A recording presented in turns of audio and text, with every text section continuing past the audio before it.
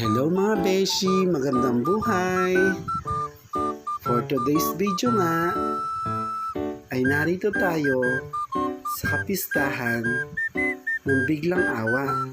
Dito lang po yan sa poblasyon Pulilan, Bulacan. Kaya po, tara po at samahan niyo po ako maglibot at tumingin-tingin dito sa kapistahan ng Biglang Awa. Ayan po, ang daming nagtitinda. May mga damit, may mga accessories. At ito, may sangkalan pa.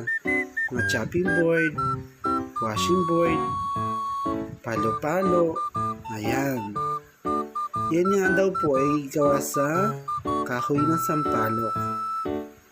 Kaya masasabi mo talaga na matibay.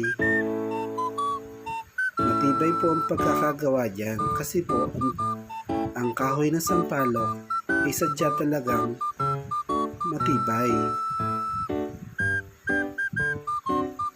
Ayan po, ang daming titinda, may mga titinda ng bukayo, may mga suman, kakanin. Ayan, napakadami. Alam nyo ba, dumadayo pa sila dito, galing pa sila ng mga Laguna, Batangas, para lang makapagtinda. Kasi nga, dinadayo ito ng iba't ibang mamimili. Ito ang paborito ko, yung tubig. Napakasarap nito. Ayan, ang daming tinda. At napakaraming may mamimili.